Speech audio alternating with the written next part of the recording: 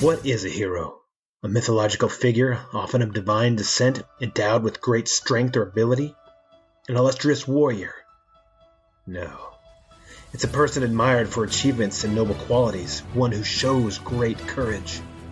Welcome to the What's a Hero podcast, where we dive deep into what a hero is and what makes them that hero. I'm your host, Ken Frownfelter, and I'm going to be introducing you to some of the world's most likely and unlikely heroes. You may have never heard of them before, and they most likely have never met you.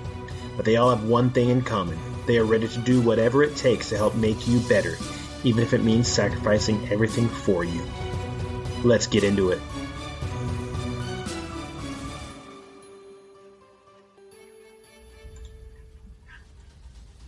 This is episode 28 of the What's a Hero podcast with me, Ken Frownfelter. Okay, so this is a little bit of a personal podcast for me. Usually I'm talking to somebody, I want to get to know somebody and all this different stuff, and I want to get you guys involved in seeing who this hero is. This one, like I said, is a little bit more personal for me, because this one is, well, let me just go back, and we're going to go back a long way in time to when I was a kid. When I was a kid, I grew up in Southern California, and my mom went to a college, and she had a good friend. She and this friend, they both went to the college together, and obviously my mom had me. This friend of my mom's had a son too. They put us into the daycare, kind of a preschool, like preschool at the college. And so me and this guy, we got to know each other. All through our childhood, we grew up. This guy became my best friend in the entire world. And as time goes on, you know, you grow up, you become kids, and we did everything. I mean, he showed me how to, you know, he was like an athlete of athletes when we were in school and grade school and all this different stuff. And then we were, my first G.I. Joe action figure that I ever got in my entire life was from him for my birthday. You know, all this different stuff. We lived 3 blocks away from each other. We became absolute best friends until that day came that he had to move away. His parents got divorced. My parents became to the point where we were getting ready to move away, and it was a hard time for me. And so this is late 80s, and turns out that he moved away, and I hadn't heard from him for a long time. We moved away, moved to another state. I never heard from him for a long time. I didn't have his phone number, didn't have his address, didn't know where he was. Now, mind you, like I said, this is the late 80s. Internet wasn't a thing. That wasn't what was going on. That wasn't there. So life goes on, and as the internet developed, I start looking for this person. I said, hey, you know, maybe I can find him. Look on the Facebooky, and I looked on the Instagrams, and I looked on the Twitters, and I looked on all these different social medias. And then you start looking into these other search engines, you know, start looking in Google and Bing and seeing if they knew where this person was, you know, if they can find and this person was elusive. I'll tell you, not finding anything. And so, like I said, this is the beginning of the internet. So I had the dial up, I type in a name, you know, get into that, and, you know, never found this person. And so I just chalked it up as to, I was not ever going to see this person, find this person again in my entire life. And it was just something I was going to have to live with. Now, I continue to look back, and I continue to look, you know, very fondly at my relationship, my friendship with this person, as when we were kids. We'd do everything together. We were in the same class and everything else for 5 years of our grade school time. And so as that time starts going into, you know, I start growing up, and I start getting older, and, you know, I'm not finding him. And I just kind of chalked it up as, I don't know if I'll ever see this person again in my entire life. And so be it. You know, you start noticing that as you grow, you start meeting people who have, you know, become not so great in life. And you think, hey, you know what, that person is never going to be, that person used to be a good person. They went and they started doing something bad, or, you know, whatever. And there's whatever the case is. So my fear was that I'm not finding this person, that they had passed away, or there's no knowledge of them. Nobody knows who they are. they become something that, maybe I don't want to associate with. And so it was very difficult for me until about 3 years ago. I got an instant message from somebody completely out of the blue on the day before Thanksgiving. And I look at this, and this girl's last name was Hartl. And I said, that is weird. And she said, "Hey, are you Kenny?" I don't know this girl. I've never seen this girl. And if my wife wanted to know if some girl was messaging me and asking if I was Kenny. Now, mind you, nobody calls me Kenny except for those that have known me since I was a little kid. And Kenny is like what my aunt calls me, or my cousins call me, or my grandparents when they were alive. That's what they called me. And even my own parents have had to come to wrestle with the fact that they now call me Ken as opposed to Kenny. However, this girl is now calling me Kenny. And so I said, "Okay, I'll bite. Yeah, I'm him." And so she says, "Did you live in Southern California, here, go to the school, all this blah, blah, blah." I'm like, how does this person know this? And she goes, "My husband was John. My husband was your best friend in school." And I'm thinking, what? Who is this? And I'm thinking that there's a scam going on. This girl is one of those spy bot chicks that get a hold of you on Facebook or whatever, and want to try to get all my hundreds of dollars, because I am not a millionaire, so I'm a hundredaire. We're going to go with that. So so that's what my assumption was. Turns out this girl is married to my best friend from when I was a kid.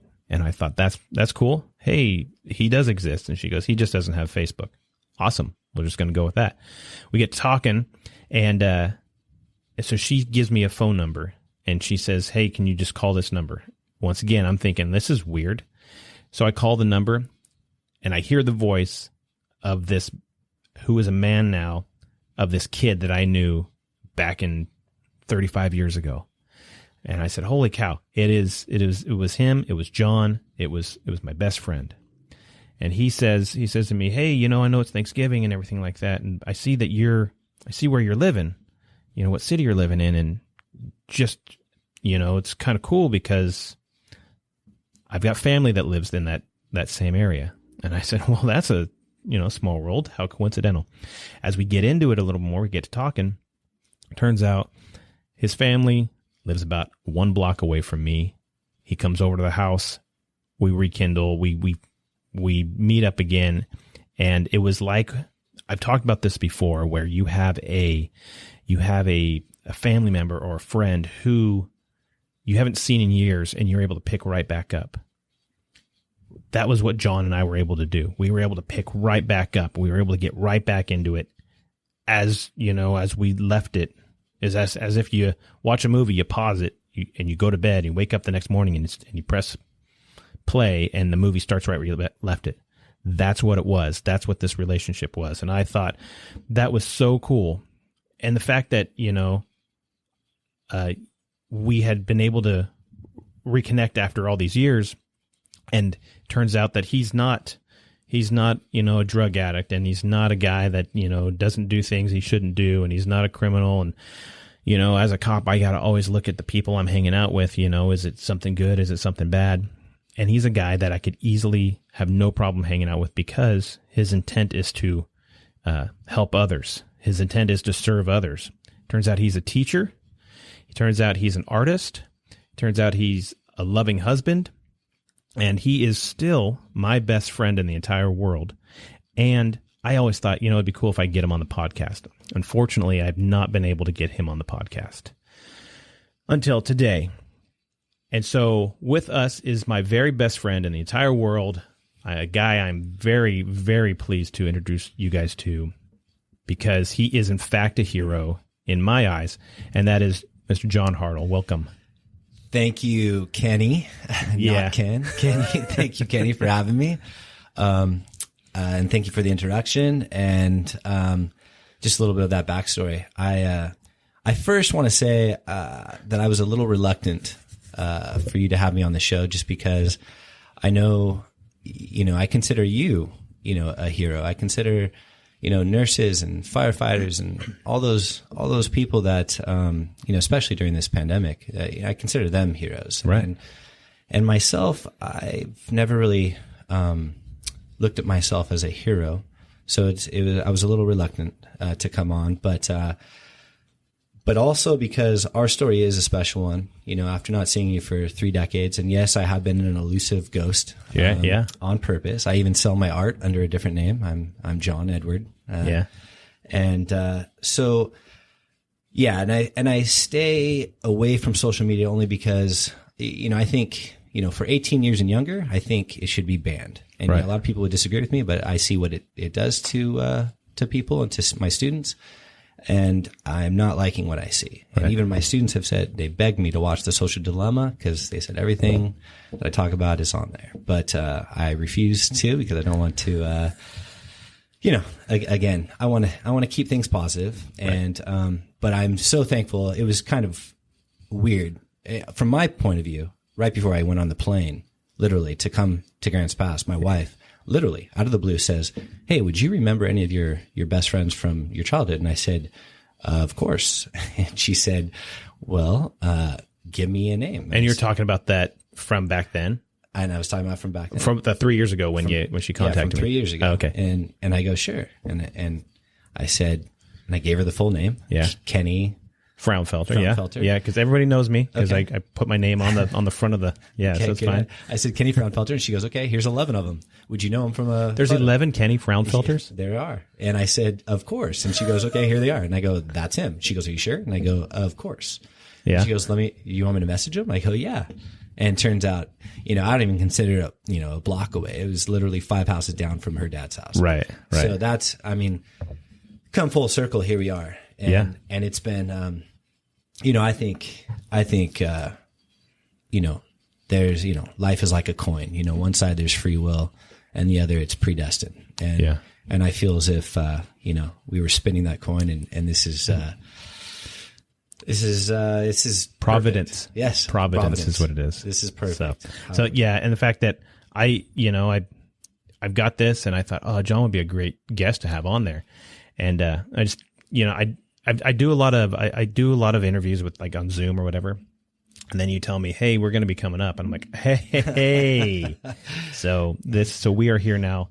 And this is, let the dice roll. And this is so I know some of you listen to this and you're like, well, I want to hear about cop stuff and I want to hear about firefighting. I want to hear about heroes. Well, Jon is in fact that, and we'll get into that in a little bit. But what I want to talk about first is let's go into, because I always talk about everybody in their childhood. We say who was little. It's like I always say, like I've had a couple Jeffs on here, and I'm like, who's little Jeffy, or who's little Chrissy, or who's little Georgie, or who's all these people, right? Who's little Johnny? Because obviously you know me as Kenny. That's true. But who was little Johnny? Little Johnny is you kind of said it. I've always just wanted to help. Helping is at my core. And I think, every occupation I looked at, I wanted to actually be a detective or a cop. Yeah. I wanted to be a fireman. I got EMT certified, way younger, worked in the emergency room for a little bit and pull that mic closer to there. Just realized though that, I don't know if I could stomach some of the things I ran across for day in and day out. And so I loved art and I love helping students. And I wanted someone, when I was a kid, I thought I was, everyone wants to believe that they're special, right? Everyone wants to belong. Everyone wants to, I think, make their mark on this world, or hopefully everyone wants to make their mark and a positive impact. Right. And so for me, it was always about, like, I wanted to learn skills. I wanted to be the best person I could be. I wanted to be a leader. I wanted to shine, in every way possible. And I think, being a teacher, teaching art and PE, it helped me. I think, most of my students say, this is more like an art and philosophy class or like a, class on life. Right. And that's kind of what art is. It's learning how to see, learning how to see people, learning how to see the world. And I think me wanting to connect and wanting to make connections meaningful, I think to add value to people's life, to to make them want to be better. Right. Right. That's what I wanted. No one really did that for me at first. I mean, I found mentors that did that, and right. and like, you know, having friends like you that like you said, remain true to what their nature was. Like, right. Like you, through the years, you haven't changed in your core, just as I haven't changed in my core. Right. And sometimes people can get taken off that path, mm-hmm. and then they give up on themselves, or they start believing the negative things that other people feed them. And that's the thing that I would not, I would not encourage, nor would I want for my students. And so I became a teacher that wants to just believe in others, and I want to build them up, and I want them to go on. And I firmly believe in teaching to passion, purpose, and vision. Right. Without vision, without a dream, where are you going to go? Yeah. So growing up then, where did that come from? Where did you, I mean, obviously as a kid, you grow up, and I know you're probably the only guest I've had that I know what you did, where you went. Did you play outside? We didn't have video games when we were kids. No, we didn't. And so we played outside all the time, and we did all this different stuff, rode bikes and stuff like that. But you were in the Boy Scouts, which you kind of impressed on me about. I mean, we would just, it's the pure nature of play, pure nature of discovery, pure nature of exploration, and just having fun, mm-hmm. In the purest sense. But where did that come from? I think it's important. I believe in mentors, and I did get certain mentors in all aspects of your life. You know, I think for me, my dad was a huge, my family, my sister, my mom, but I think everyone that came in contact with me, like we were just discussing before this, is I feel like I'm a composite of all the people that I've met in my life. Right. Like you have been, inscribed on my heart, uh-huh. in how, and you are a part of me, right. even though we hadn't seen each other for 30 years. Yeah. I still, again, that's, who knows after 30 years, Ken Frownfelter, like I could spit that name out, like second nature. Right. And so I think I'm just as good as all the people that kind of contributed to me. But, I keep going back to, just my dad, and also, this is going to sound kind of a little cheesy or hokey, but movies, when watching movies, I don't just watch movies and like, oh, that's a great actor, or that's, look at that cinematography, or I kind of just get an idea from it. Like whether it be, that Last Samurai, it's mm-hmm. more about like discipline. The character, the actual, I guess the bottom line of what it is they're trying to portray, or at least what that character is trying to portray, not the actor, but that character. Yes. What were they trying to develop? That's what I wanted. I still, on a daily, I want to look for miracles. I want to do great. Yeah. I don't look at, when someone's like, oh man, you kidding me? Like we drove up here. Yeah. I don't want to drive back. I don't want to do this. Why? It's going to be fun. Yeah. I could run into some, I was just hiking, for example, at Thousand Lakes. Uh-huh. Ran into Jason Momoa, and really cool guy, and he was with his daughter, and we that's cool. Real quick chat. But my point is, you never know who you're going to meet. You never mm-hmm. know what mm-hmm. What path. You have to look for miracles in life. You have to want to see and notice, and the more you look, seek and you shall find. Yeah, and that's kind of, I think, just something in me. I want to be like those people on.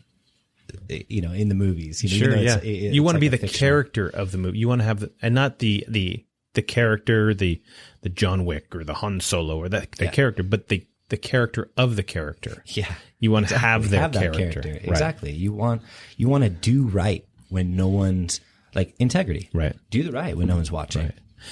So after we parted ways, you didn't have my awesome positive influence anymore. Like through later junior high and then high school, you do sports. You do. Yeah, I did. I was mainly a soccer, volleyball, martial arts. But I'll play any game, any sport. I'm not good at water polo, but I did every sport you can imagine. I remember in fifth grade, you were the kickball guy. It was like, oh, John's up, and and everybody's moving out, backing up in the field and stuff like that. And it was like at recess, we'd go out and kickball was our thing. It was, and you And it was always, and you were way more of an athlete than I was. I wouldn't say that. No. From what I remember, I was a pudgy little kid, and I tried my hardest, and I get what happened, but obviously I had to work to get to where I wanted to go. But I think everybody does, and nobody realizes, oh man, it looks easy for that person, but that person may be working their butt off. Everything they give, is 100%, and they don't realize that it makes it look easy, but it's. Well, I look at you, and I look at blood, sweat, and tears. Meaning what persistence, dedication, right. Discipline, daily, in and out. It's all about hitting the markers. For me, to live a happy life, I think you have to be balanced, whether it be spiritual, mental, physical, right? All of those intellectual. It's hitting all those markers on the daily. So right. And that's all I do. Each day it's a new day. And did you know what you wanted to do? At what point did you know? You say, okay, I'm going to go to college for art, or I'm going to go to college for. Funny. My dad was saying everything's business, right? So, everyone kept on trying to recruit and like, hey, you're going to be a multimillionaire by the time you're 24, and I guess that wasn't of interest to me. Meaning, right. The money, I think is. Well, I noticed this when I taught kindergarten for a little bit. They said, I noticed that their dreams first was, what do you want to dream? What do you want to become when you get older? And they would be like, oh, I want to be a veterinarian and help animals. I want to be a doctor. I want to be a policeman. I want to be it was all these really cool things. And all of a sudden something shifted. When I would ask them that question, I said, what was your dream? They'd said, I want to have a Hummer. I want to have a mansion. And I was like, what the heck is this shift? What's going on right now? Weird. And yeah, for a little for kindergartners, 5-year-olds, to start saying these things, not, I don't know. It felt like something had been lost or something had shifted. Do you remember when we were in kindergarten, maybe kindergarten, first grade? I don't remember. Maybe preschool. They asked us that question. Do you remember that? Because I remember it. You have a steel trap as a memory. I remember that time, and I put out there I wanted to be a cowboy, and I had a horse, and I had the whole thing, and I think it's because the Lone Ranger. And I would have said I wanted to be an Indian, Native American. You did. See, you did, and I'm Tonto. And you wanted to be, and that's what you said. I kid you not. That's what you said. And so it was kind of goofy that I remember that. And now you're saying these guys are saying they want to be, and obviously those are you could still do that. You can still go be a cowboy, I guess. And you can. It's hard to. I guess you can go become an Indian or a Native American, but I don't know. I love the culture. I love how, but getting back to your question, because I can walk off branches. The dreaming. What did I dream when I wanted to? Everything I wanted to dream. Everything I wanted to become was some. I noticed a correlation that they all wanted to be helpers, and so. When did I know I wanted to be a teacher? It was a combination of things. You have to listen to signs, right? When you're working at an environment, everyone kept on saying, "Man, you just have a knack with kids. You should be working with kids." Right. And the more you hear that, you have to take notice, right? And when people speak into your life, when you hear certain things time and time again, you should take notice and as well as act on it. Right. And so I got a job working with kids, and then it was. I was in business school. I was working with kids, and I was also a wedding photographer, running my own business with that. And it was my business professor. I had the highest grade in the class, and it was economics. And he goes, "What are you doing?" And I said, "What do you mean? I'm going to be an entrepreneur. I'm going to run my own business." He goes, "You're an artist. I'm looking at your drawings." And he gave me this guy's name and Marshall Vandroof, and that guy he gave me he only taught upper division classes, and so I was a freshman, and he said, here, if you get these 20 obscure books by Monday, I'll let you in my class. And I went out and spent all my money on this. I had to go to really some weird bookstores, definitely it was bookstores and alleys. It was very odd. Yeah. But I found them all and came to him, and he was shocked. And I've done this too. Like I've been living and I where I have my studio on the balcony and I'm painting, right? A little kid will come to me. He's 5 years old, and he goes, "Can you teach me?" And I said, "Sure, I'll teach you." I go, "But the first thing I'm going to have you do, can you go home? Can you draw 2 things in your house and then come back to me and show it to me?" Yeah. And then we'll go from there. I never saw that kid again. My point is, when someone gives you a challenge or a task, they want to see that how much you want. Right. Yeah. They're going to test you, and life's all about tests. Right. Yeah. And you're either going to, I don't want to say you're going to pass or fail, because even when you fail, if you've learned something and you keep at it, that's success, right? True failure is just giving up, right? Never even going back to that challenge or that task. And so I think when I think on that changed my entire life. I switched everything. I didn't tell anyone, it's not like I needed to, because I was paying for my own schooling and stuff. So I just switched it. But come like, what? Your art? You're an artist? Yeah. I'm not doing business right now. And then I became, shortly after that, and during that time too, when I was in college, like I told you, I got EMT certified, and I thought I was going to go that route, and that wasn't it. So it's like you try things, it's like throwing the wet noodles, spaghetti at the wall, and which one sticks. Right. And you keep also paying attention to signs. And before you knew it, I was, teaching and working with kids and doing my art at the same time. And it was kind of, I don't want to, I always use this phrase, but kill two birds with one stone. I don't want to kill anything, but at the same time, that's essentially what it Sure. was. No. So you get into being you graduate school with an art degree. Yeah, it was drawing, painting, and ceramics. Yeah. Ceramic sculpture, and then art education. And then because I've talked to other teachers on here, and they've talked about, I get into that, and my whole thing was going into education. I had to get the credentials to go work in schools and stuff like that. Yeah. Afterwards, you go through a year of credential, and then you go through, you student teach. You do that for approximately 6 months with no income. And so, and that's where wedding photography was phenomenal. Yeah. You can control everything. And so you did that with the whole idea of, I want to get into schools. I want to teach kids art. Yeah. Essentially, I wanted to basically, I wanted to be able to be that guy that I wanted to be when I was a kid. Yeah. I wanted someone to look at me and say, wow, you have a gift. Let's work on this. Right.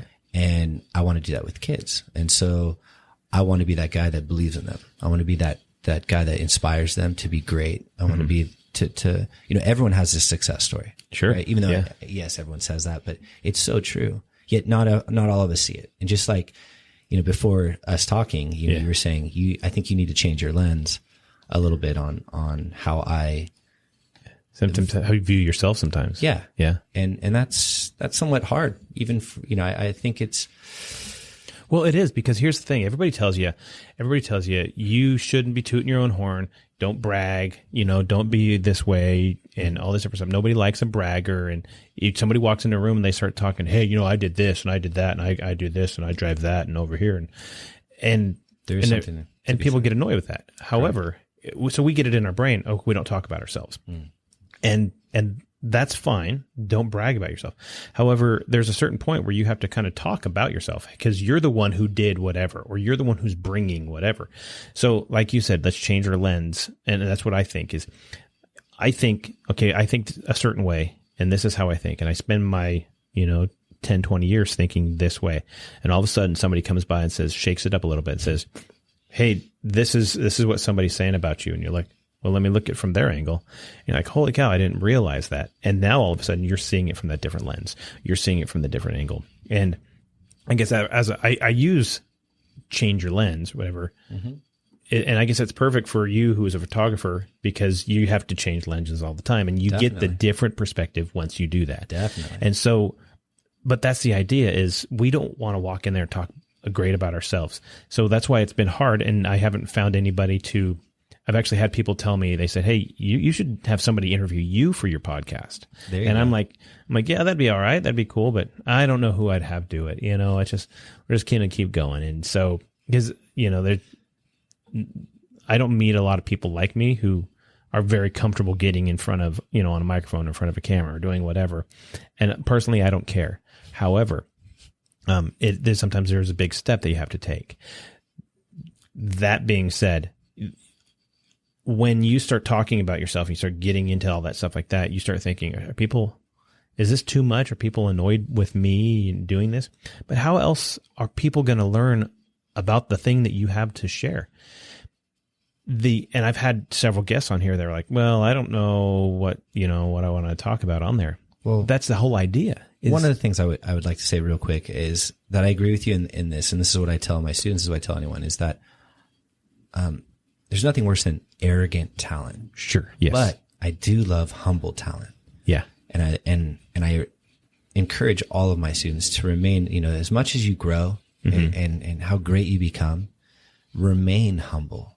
Right. Because humility, it is key, and it is something that, should be revered. It's just a good thing. Right. Well, here's the thing. I do agree, though. You need to sell yourself in some ways with this, and especially me being an artist. That's what's difficult. Here I'm Jon Edward, but, and if, anyone goes on my site, and they come to festivals or they see me in galleries, and I want them to first, just be impressed with the art or have the art speak to them. Yes. And then I'll share, things about me, but I don't want, I would never want to get into a situation where people are, and this does happen, right? You see it in fashion, you see it where people just get things because of the name, right? Branding. Right. And that's a key component in most any business, right? You want to brand yourself. And sometimes I find myself resisting, just like you couldn't find me on the internet, right? Cause I'm a ghost and I like being like that. But I love I feel like our generation, when I say we, you and I, because we got to grow up in a sense right before social media. Yeah. And right before all this, where I feel like social media, that's all they're doing is selling themselves and sharing stories and stuff. And it's great. But in a way, it's a facade. And I want, and some people get turned off or get turned on by it. I don't want anyone to get turned off, right? I don't want everyone to not give up on themselves. I want everyone to just push forward and move forward and pay it forward, right? Cause that's the key. And so, with that in mind, I talk to people and say, hey, let's talk about you. I don't want to talk about myself. I'm not that important. I'm not that great. You're right. Maybe you're not, but having that humility, like you mentioned, is a component, which is why I want to get you on there. With that being said, we all have a story that we can influence or encourage or support or serve other people with. It's a lot like a testimony. You hear somebody tell how they found the Lord or whatever, right? And you hear this story, and the people that I was in the dumps and I was a drug addict and I was living in the streets and I was, a prostitute and all these different things, and I was saved and now I'm clean and I have this family and I'm giving all these things back. And so there's a testimony. So when somebody tells about their life and they say, I was a dumb kid, I did all these stupid things, and then all of a sudden I figured this out, and now I have this job where I'm giving back and I'm sharing and I'm saving and I'm encouraging, I'm giving. How we went from little kid who opens his Christmas presents with a big smile on his face at 4 years old to the adult person that you are now, that is giving everything, giving time, giving manners, giving food, giving money, giving, yourself, giving your physical ability, your talents to other people. How did we get from where's this gap? So it's a lot like that day you were born, you have a number, whatever your birth date is. If you're born March 6th, 1982, and you die, March 27th, 2010 or whatever, those are just dates. It's that dash in the center that makes the difference. That's who you are. And all that stuff that you poured into that dash is the thing that now has developed into the person that is now leaving a mark on other people, that is becoming something that everybody else can take from and draw from. And like we were talking before, you said, we are the sum of all these people that have been in our life. And I equate that to, and I've mentioned this before on the podcast, that we take this pebble and we drop it in this pond, and all of a sudden there's these ripples, and it goes all the way to the edge and goes forever until there's an outside force that stops it. And what does that outside force do? It actually absorbs that, right? It doesn't stop it and keep it from happening. It absorbs it and then makes more waves. I'm moving my hands. I apologize. I just bumped the mic stand, but that's the idea. Is there's all these different things that are now causing that doesn't stop. Life doesn't stop. Well, you hit a key component when you're talking about giving.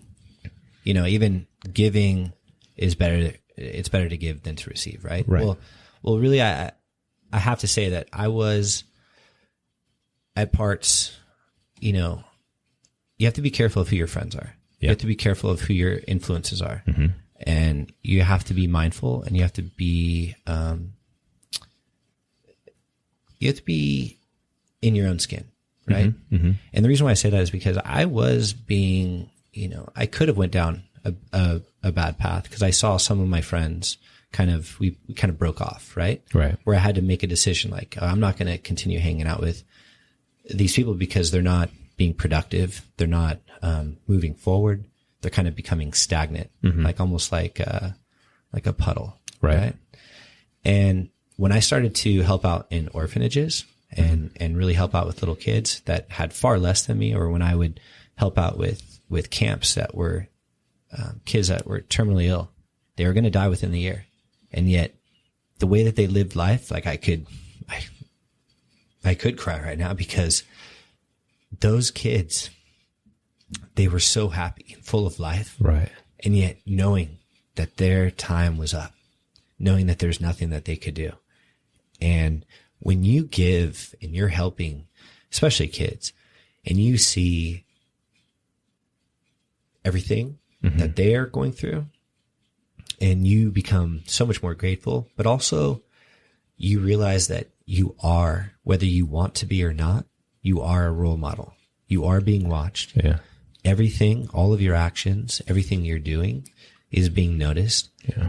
And that right there, that changed me more significantly than anything. It was me getting a job with kids and working those terminally ill camps, helping out in the orphanages. And it was just powerful. It was powerful. There's no, how did you get into working in those? In both the orphanage and the camps? Again, it's weird. I've always wanted to create, I still remember this. I wanted to do these like videos of how to do things, like whether it be, hey, I'm going to teach you how to throw a teapot. I'm going to teach you how to do this. How to tie a tie painting. Or something like that, or paint or something. It's more sculpting, like, hey, I'm going to teach you bronze. How to do a bronze sculpture. Yeah, see, I don't even think along those lines because that's way above my abilities. Well, for me, like anything in art, I love doing. I can, whether it be I can wake up and say, I'm going to screen print, or I can wake up and go, I'm going to throw a line of pots. I'm going to produce these sculptures. Basically that's what I've wanted to learn. When I suffered from depression in my early 20s, and something that got me out of that was I'm the master of my mind. My mind is not the master of me. Right. How do I control that? Well, I control that with daily mantras. I focus on, like what you said, what do other people say about me? Right. And sometimes I would have to pick up what they're saying about me and hold on to that as opposed to what I was saying about myself. Right. And then I had to just keep pushing forward and keep learning new skills. And the more skills I learned, the more active, because your physiology, the movement of your body is directly related to your psychology, right? So if you're feeling down, you're feeling depressed, and this is what I want to share with people, because it took me years to uncover these truths in life. And I want to share it with all of my students because I want them to know early on so that they don't have to go through that battle that I did. Right. Right. And I know that depression, ran deep in my family. Yeah. Even to the point of, suicide in my family. And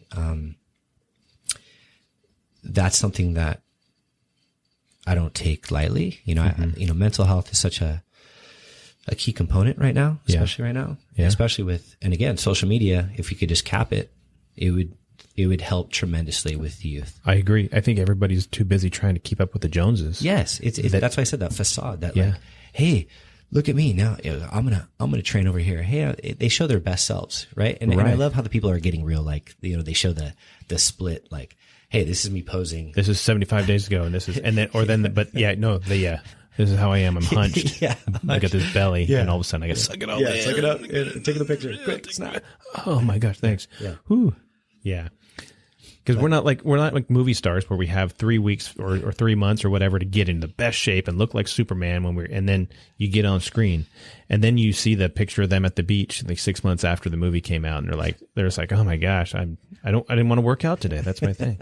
So yeah, you're not going to look like that. You're not going to be the best looking. And I used to think, you gotta look like the guy on the magazine cover. You gotta look like this guy. You don't. Nobody does. And nobody's capable really. If you work and you bust your butt And you're not going to be that rip shredded guy that's on a cover of a magazine, but you are going to be, if you just work out normal, you just work out and you're physically capable of doing things, you're going to be able to go do the things you want to go do. We're creatures of habit. Yeah. Right. So create habits that are going to, result in, I think, your best self. Mm-hmm. Right. And that's what I want people to go after, is their best self, whatever that is, the best version of them. And going back to that, I've always wanted to kind of run, if I had the funds, if I had the means, I would create a full working, like, I don't want to say just, it would have a forge, it would have a garden, right. It would have, screen printing area, it would have, and all these guys, I did a charity event, for the Steve McQueen Foundation, right? And, Steve McQueen actually went there, and he was, and this is like, boys that are troubled youth. Mm-hmm. They go there and they start learning again skills, right? Because that's how you better yourself. Yeah, having things in your tool belt to be able to use exactly that people need. So you can be self-reliant, right? And that's what I want people to be. I want people to find out what is your passion. Some people are everyone has gifts. Some people have 5, right? But everyone has at least one gift. Yeah, and if you don't know what it is, then that's your purpose, is to discover what is your gift. Yeah. So it's like the 20-year-old that spends, he just goes out and sows his oats, right? What a waste. I mean, yeah, you want to go get after it and stuff like that. I get it. That's not his fault. The frontal lobe isn't complete. No, that's true. That's true. He's not however, a complete person until he's 26. But but that's the other side of it, is you don't really know who you are, what you like, until you're 26. I mean, you're still trying to figure out this. Is it cars? Is it airplanes? Is it, do you like art? Do you want to play music? Whatever. What's your thing? And then you spend that time, and then you finally determine, man, okay, that's who I am. Oh, and then you realize, oh, I have an internal thing, this integrity thing that I say, okay, I got to be honest. I should be honest. Don't lie. Okay, good idea. I won't lie. Jordan Peterson says, he goes, be honest. At least, if you can't do that, at least don't lie. So I mean, but at least don't speak. No. It's right. That's right. But that's who you are. You learn who you are, and it took. And I'm no different than anybody else. It took me that long to realize, oh, that's what I like. That's what, and then determine how do I get to that point, because I'm still trying to be something I'm not. As you're growing up. Well, everyone has that. I just heard a friend of a friend speak, and she is a psychiatrist at UCLA, and for children, and she was saying the imposter syndrome. Yes. Right? And everyone feels that. I mean, even I've been doing art, and it's taken me such a long road. Everyone has a different journey, right? I mean, some people, they make it after 2 years in art school. They make it after, for me, it was a long haul. Mm-hmm. It was, for a long time, people said, your art is just it's not good enough. Meaning in their eyes, or like my friends would be brutally honest, like, oh, this is kind of crap. Yeah. Right. And it took me a long while. And then now, hey, can I have that piece? Hey, can I buy that piece? Hey, and people are collecting my work, or they'll commission you for something or whatever, huh? Yes. And that's great. And I finally have, arrived in that sense. But it's still, and then it's just, you want to keep going, and you want to keep developing, and the imposter syndrome, I'm here to say it doesn't go away. Even after years, I think still, even starting, just starting a painting. Sometimes, you're looking at that blank canvas, you're looking at all your sketches, your ideas, what you want to say, but just getting started sometimes is the hardest thing for me. And the minute you put your first stroke down, your first step, whatever you're doing, that momentum, and you ride that momentum, that's when, you always hear that phrase, the harder you work, the luckier you get. Right. There's so much truth in that, because the more I put in, the outliers, 10,000 hours everyone talks about, but everyone's talking about the same thing. That's what I've realized in growing up and reading all these different stories from all these different cultures. Everyone's saying the same thing, yet in a different way, so that people can hear it. Some people can't, Jesus speaking parables, right? Right. Because sometimes people could not understand or. Well, everybody looks at it from, and once again, we're going to get back to that lens. It's what everybody looks at. It's how people look at things, and everybody looks at it differently, because we grow up differently.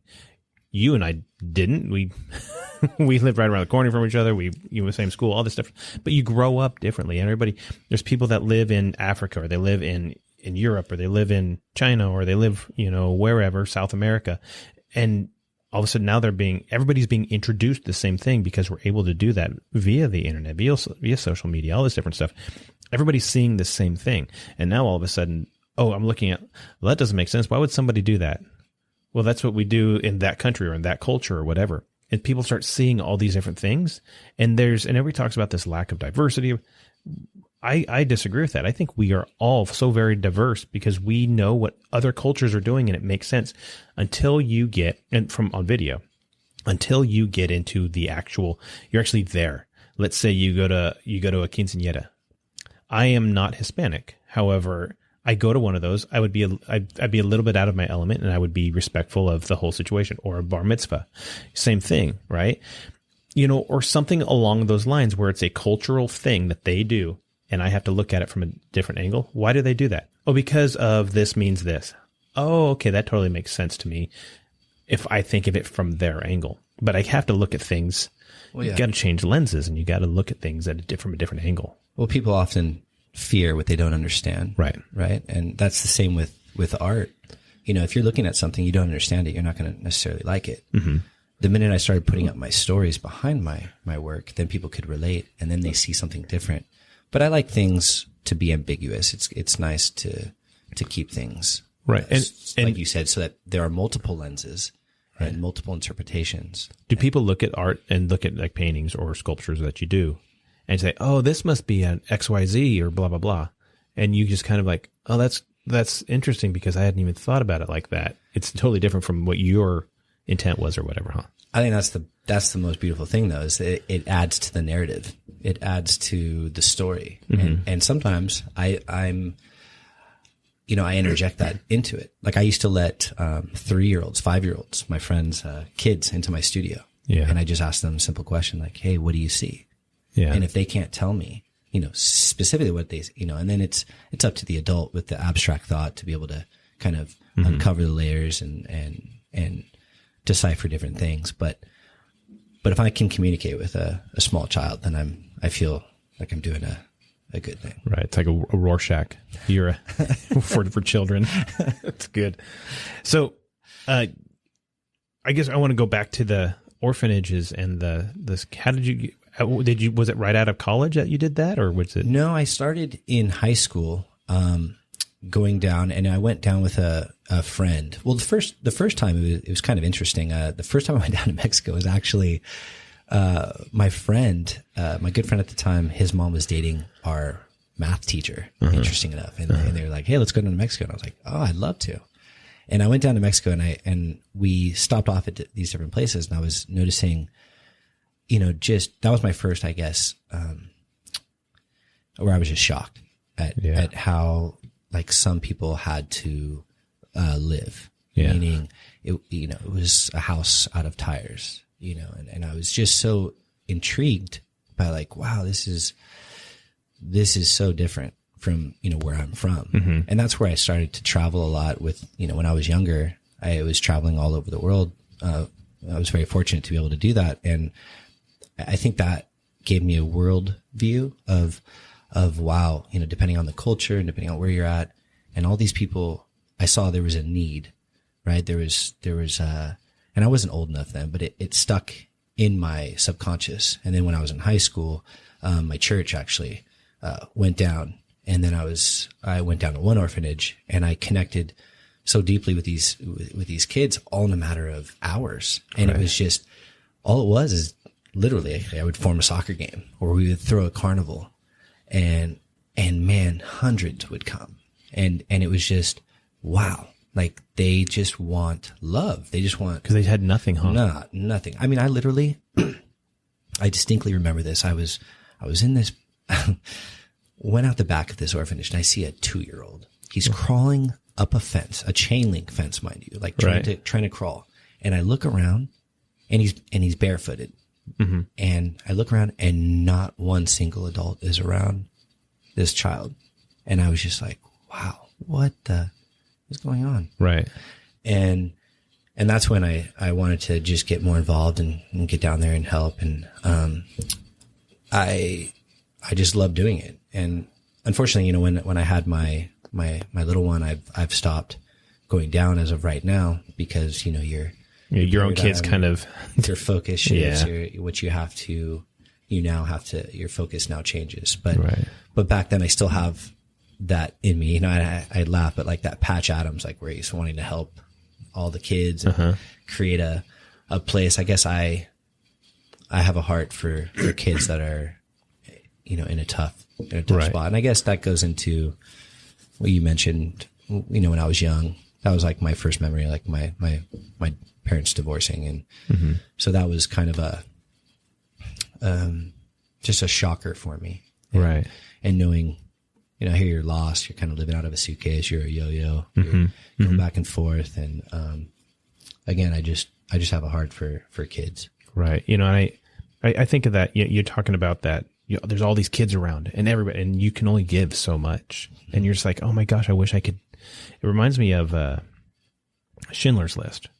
Remember that part is near the end and he's sitting there talking and he's like, if I could just save one more, if I could have just, I have this ring. If I'd have given this ring or these cufflinks, I could have got one more and I could have got one. He was just, he's beating himself up because he could have done more, but he's looking around at hundreds of people who he saved, generations that will now exist because he gave, So you got to think about what was this pebble that you dropped in Mexico, or what was this pebble that you dropped for these kids that were terminal, that their character now was able to be shared with somebody else, that after they're gone, that they're able to keep going. So you might beat yourself up thinking, gosh, I could have done more and I could have done more and I could have done more. And there's obviously more work out there that can be done. However, you look at that and you say, I could have done more. You're right. You could have done more, but think about what you did do. Look at the joy. Look at the.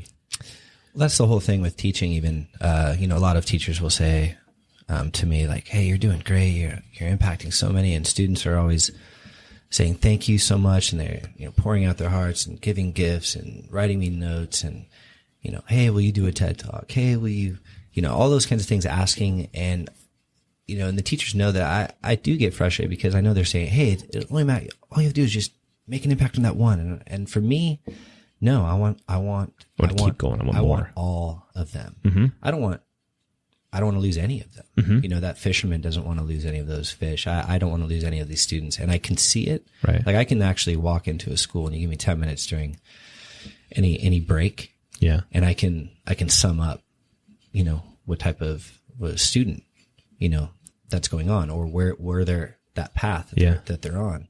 And I guess I just want to speak into their life, and I'm hoping I guess you have that eternal hope, that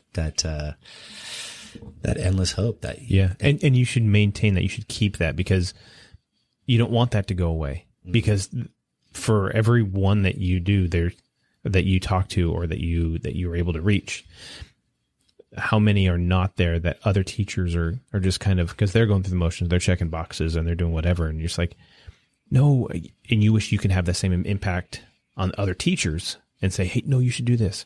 And so I've had a couple teachers on here, and they have all had that same mindset. I want to be able to reach every kid, and it's so I can only grab so much. They start falling through my fingers, or whatever.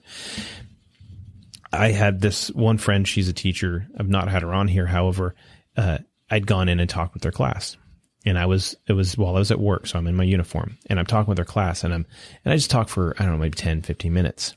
And then I said, you guys want to see a trick? And they're like, yeah, okay, yeah, let's see a trick. I said, okay. So I start picking out every kid.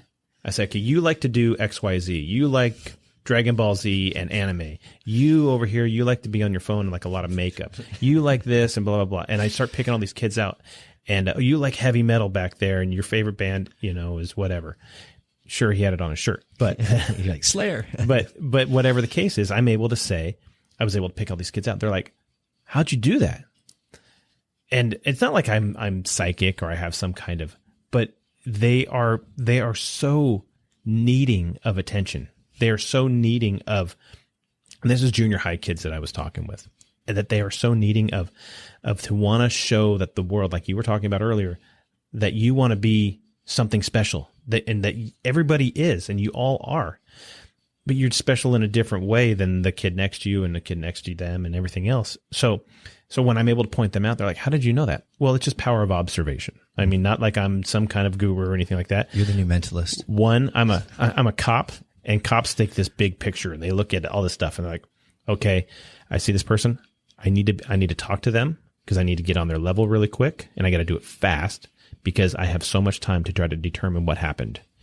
And so that's what we do, is we're able to sit there and look and be like, and we're not 100%, but with kids, it's so much easier because they're screaming for attention. They're screaming for help. One from all the other kids in the school.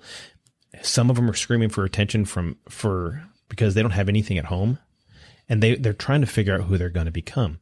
And so getting somebody like you in a school of junior hires and high schoolers, or middle school. I was told it's not junior high anymore. It's called middle school now. I'm sorry.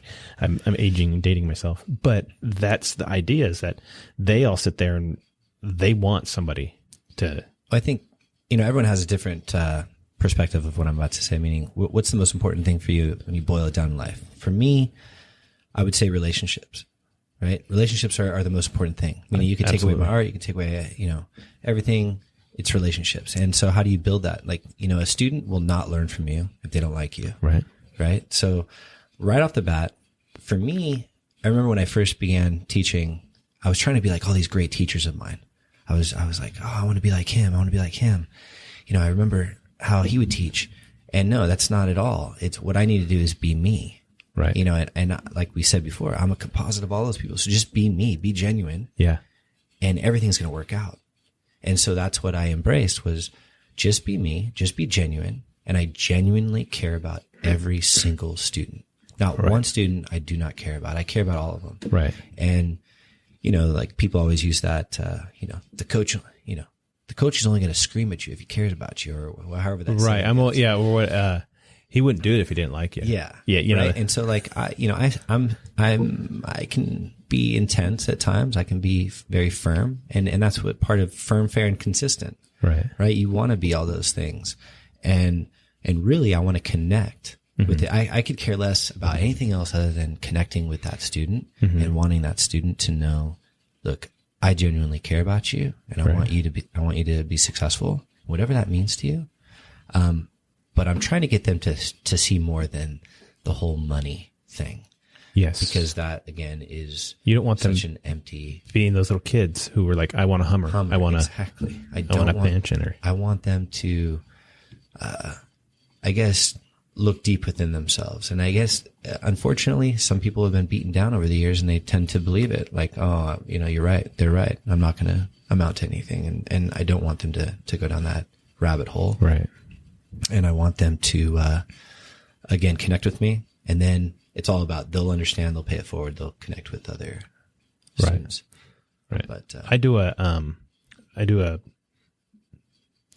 2 to 3 times a week. I have a meeting with, I don't know if you're familiar with Jocko Willink. I'm not. So he was a Navy SEAL. He's got this, he's wrote several books. It's all on leadership and everything else like that. Right.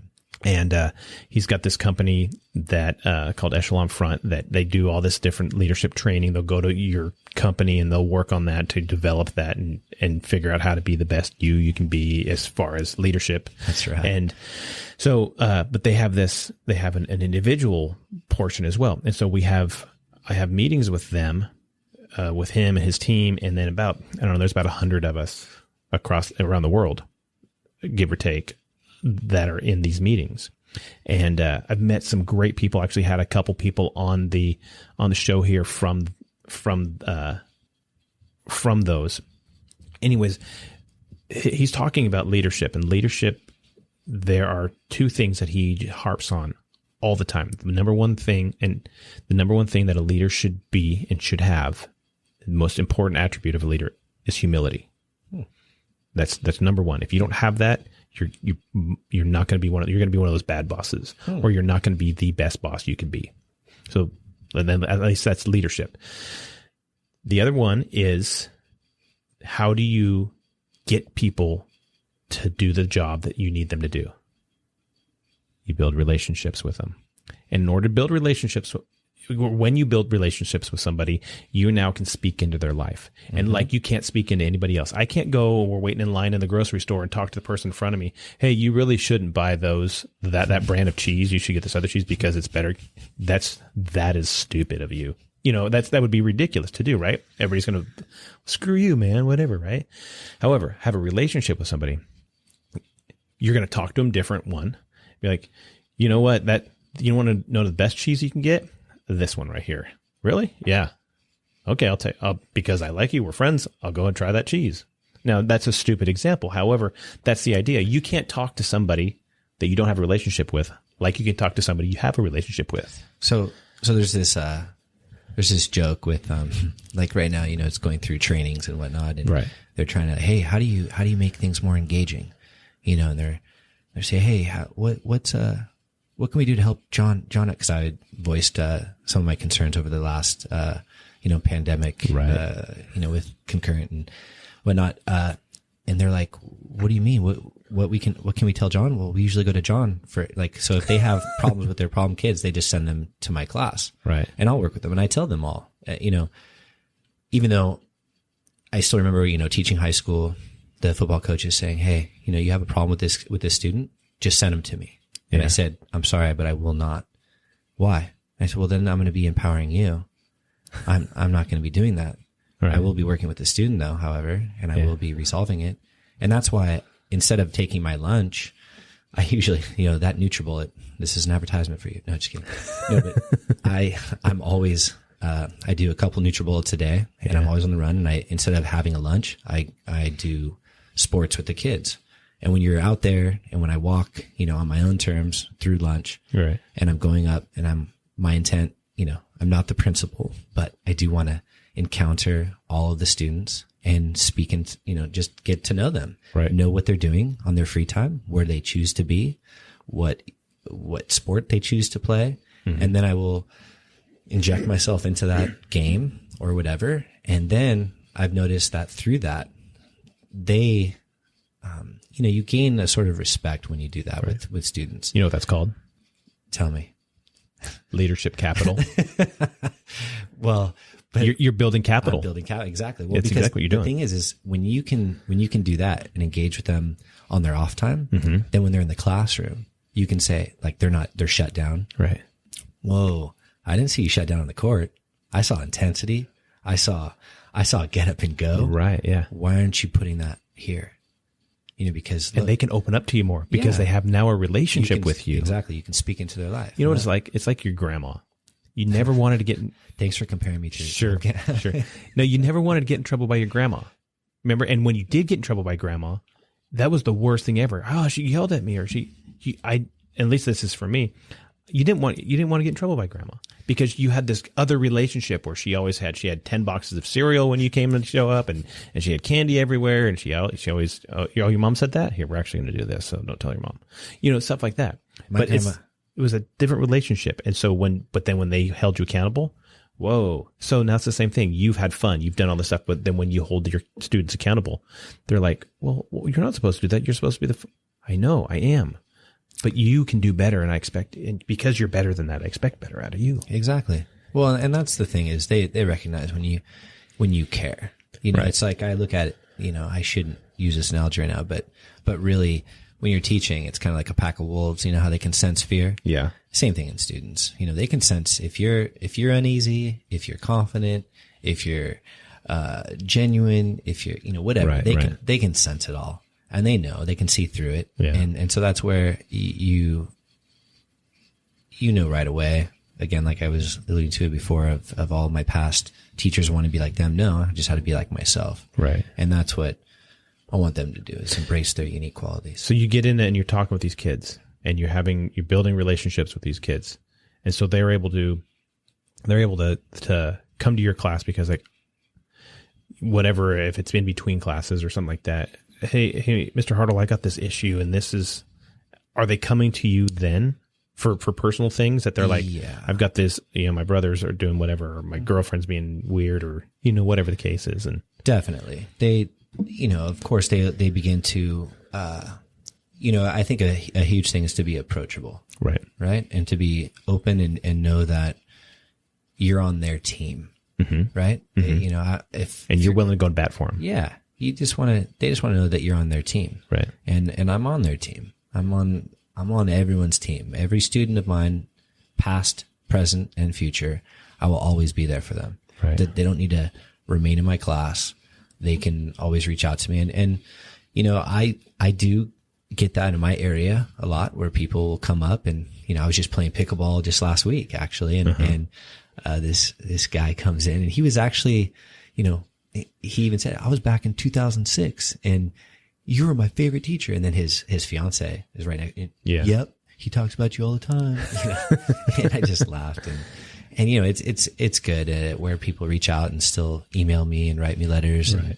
And, I even got someone that just found me on my website, text me, and it was, hey, this is your, student from way back when. And I just wanted you to know that I still, heed your advice, and I still reflect upon your words. Right. And they're very meaningful to me, and they have helped shape my, my path. So again, those are nice to get. Right. But you don't do that. One of the key components is that I teach to is you give without expecting anything in return. Right. Because I love it when, when you do something in love, it should not be conditional. Right. Like with your wife, you're not making her dinner so she can do your laundry rub for my you. Feet. Yeah. Rub your feet. I'm sorry, whatever. I'm thinking that. No, but you're right. You don't do things for your wife for some, hey, I wiped the counter down, or I cleared the table, and so I changed the baby's diaper. Yeah. So now it's your turn. I'm up. Yeah, I need my back rubbed. I need my feet rubbed. I got my checklist here. That's right. Okay, let's keep it even. Yeah. No, keeping tab. But that's what you're talking about, is that you don't have, when you love somebody, you're not keeping an account. When you're approaching it in love, you should, well, at least in my mind, you shouldn't be holding any sort of condition. It should be unconditional, period. Right. Right. And so that's the kind of, I was telling you, even before I meet, let's say there's a student that's just, gone a little AWOL, going a little, all, before even approaching him, I'll, assess, or her, I'll assess the situation. I'll do an internal kind of prayer, and then I'll go at it, but I'm not going to just jump right in without assessing it.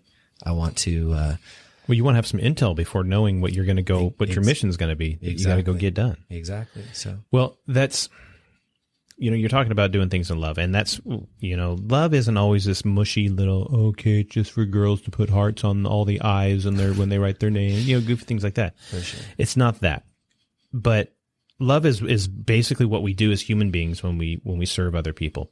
And some people just call it, brotherhood. Some people call it, sisterhood. What some people call it, just whatever, have different names for it. But when you're doing things for other people out of the goodness of your heart, that's called love. And now when you like you said, your whole intent to do something is for love and not for some kind of payback or whatever. And that goes for giving honest feedback too. You don't be so brutally honest that you tell somebody, hey, I know you're learning to play the guitar, but you suck. Yes, you're honest. You're right. Be honest. That's cool. But you don't have to say it that way. For sure. I think presentation's everything. Right. And plus what you touched on is, I always think of, agape. Yeah. Godly love. Phileo, friendly love. And then eros, is kind of like romantic. Yeah. Yeah. And so you look at it in that way. But yeah, when you're saying, doing things in love, that's a lot of students, they're like, oh, ooh, but you explain, like, look, no, we're not talking about it. I'm saying you coming at it with the right heart. Exactly. And that's your intent. And so if you tell somebody, hey, you're learning the guitar, that's really good. I know, man, it's difficult. I didn't realize that, you got to be able to, hey, have you ever thought about doing this way? And you're coming along. You're better than you were last week. I'll tell you that much. You have some kind of, thing where you are you're supportive and you're encouraging. You can't just be so brutally honest with people, especially not if you're developing a relationship. So then you can't. All right, keep an eye out for part 2 of episode 27 of the What's a Hero podcast with me, Ken Frownfelter, where I finished my interview with Jon Hartl, and we're just going to get into more detail with that. You can find us on Facebook, Instagram, Twitter, all those guys, and you can get a hold of us at our website, the What's a Hero podcast.buzzsprout.com. You can check out every past episode we've got. It'll take you to every podcast platform that we use, in which you can download episodes from there. So until next time, I have been Ken Frownfelter with Jon Hartl, and we are clear.